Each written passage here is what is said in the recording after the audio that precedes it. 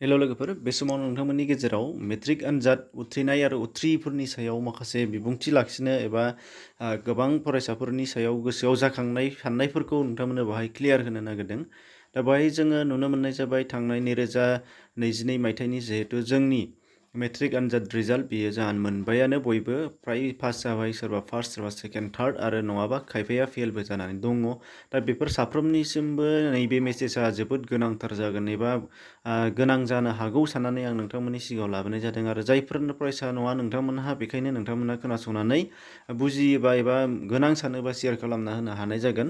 दा बेखिनि दा फैदो फार्स्टआव जोङो खोनानानै लाग्रोदिनि बे जाहैबाय जोङो नुनो मोननाय जागोन जोंनि फरायसाफ्रा दा जायफोर मेट्रिक आनजाद होबाय बेबा होआखै बिथांमोनहा मेट्रिक आनजादखौ जोबोद गेदेर मोनसे आनजाद होननानै जोङो साननानै लायो।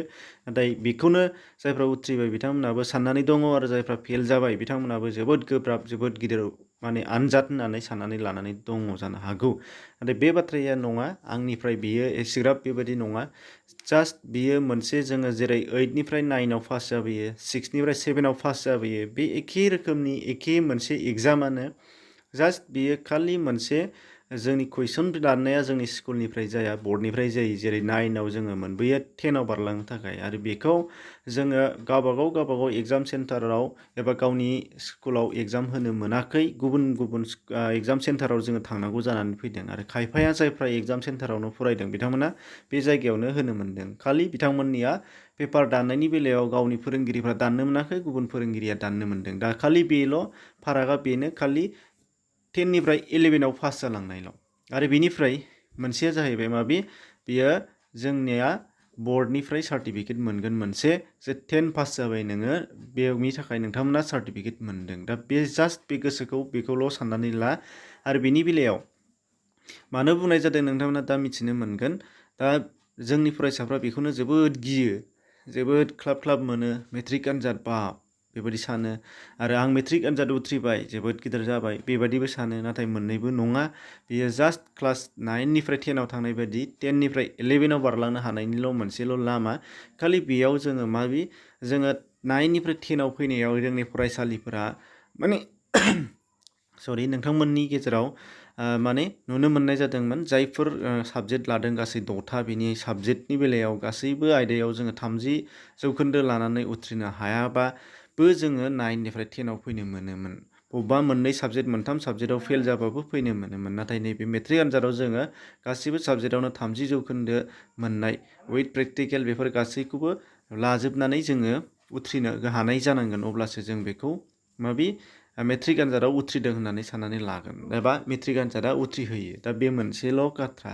दा बिनिनो गेजेराव जायफोरा पास जाबाय बिथांमोननि गेजेराव आरो बेखौनो आं बुंनो नागिरबावदों जे बेखायनो मेट्रिक आनजादा जेबो नङा, सिम्पोल खोथा, खालि 10निफ्राय 11आव थांनाय मोनसेल' आनजाद बियो। जेरैबायदि 9निफ्राय 10आव फैदों, दा बेखौ जोङो गोग्गानानै बिराद गिदिर आङो फार्स्ट डिभिजन नांबाय, आङो 80% मोनबाय, आङो 60 मोनबाय, बेबायदि फार्स्ट डिभिजन थांग्राफ्रा साननो नाङा एबा एसेग्राब दुगा लानानैबो माने गोनां गैया बे बाथ्रा। मानो होनोबा जोङो नुनो मोननाय जागोन जोंनि मेट्रिक आनजादानो जोंनि लाइफनि केरियार दानो हानायनि मोजां लामा बेबो नंजोबा। मानो होनोबा जोंना मेट्रिक आनजादा मोनसे स्टेपल', सिगांसिम थाखोनि जोङो मोननायल'। बेनिफ्राय जोङो गुबुन आनजाद साख्रि बाख्रि जोङो थार्ड ग्रेडनिफ्राय लानानै गुबुन रेडनि जुदि नोंथांमोना सरासनस्रा साख्रि नागिरदोंबा जेनेबा हायार सेकेन्डारिया जोंहा मिनिमाम नांगौ। बेनिफ्राय 4 ग्रेडनि थाखायल' जोङो पिअन, चौकिदार बायदि, ड्राइभार बायदि बेफोरबायदि फिसा साख्रिनि थाखायल' जोङो मेट्रिक आनजादा इलिजिबोल जानानै फैगोन। दा अब्ला जोङो साननानै नायदो बियो मोनसे जोबोद फिसासो। बेखायनो मानो बुंनाय जादों, गोबाङानो गोरोन्थि साननो हागौ, नोंथांमोना मोजाङै एसे खोनासंग्रो।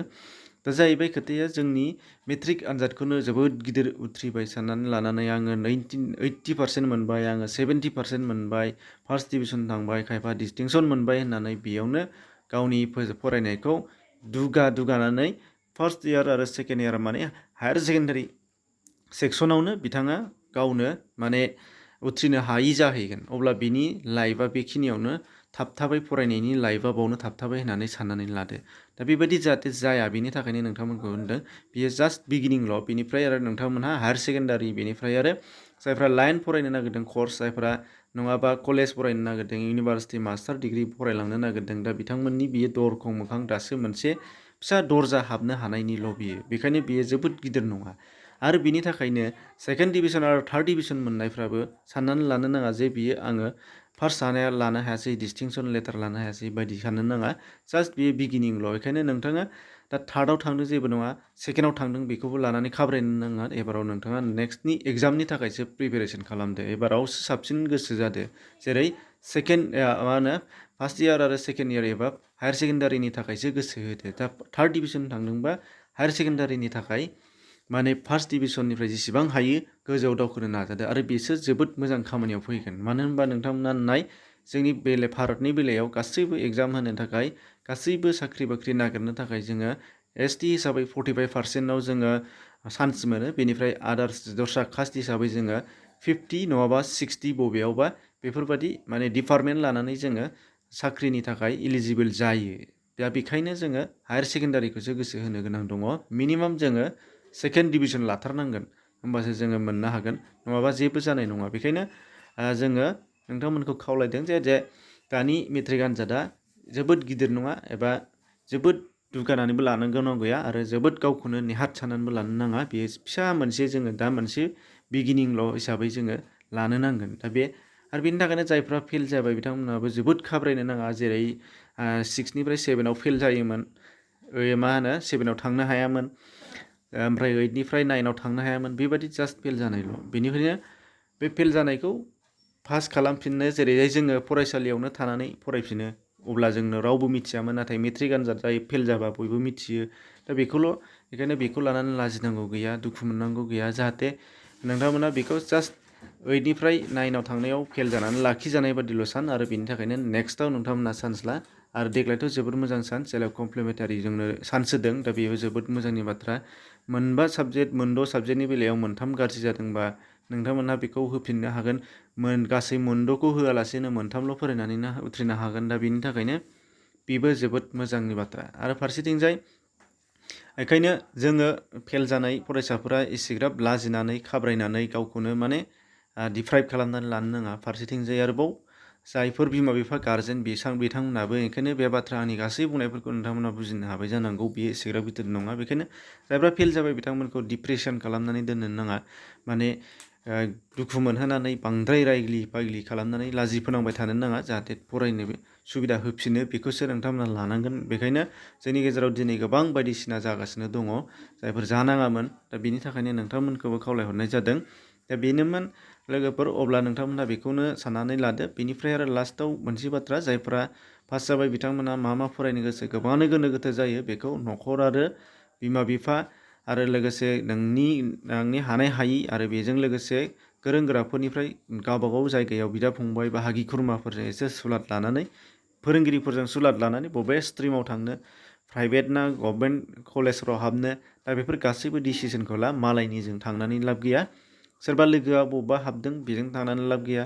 सोरबा लोगोआ बबेखौबा लादों, बबेबा स्ट्रिमखौ, बेखौ लानानै लाब गैया। गावबा गावनि सायाव नायनानै ला। बेखौनो नोंथांमोनजों खावलायहरदों। न'खरखौ सिगाङाव नायग्रो, बेनिफ्राय गाव आरो बेजों लोगोसे फोरोंगिरि आरो गुबुन गुबुन गोरों मानसिफोरनिफ्राय बुजायनायखौ ला। बबे लामाजों नोंहा गोसो बेखौ, नाथाय जबरदस्त बे बाथ्राखौ मालाबाबो दाला। दा बेखिनिमोन, एसेनोसै, गोजोन्थों।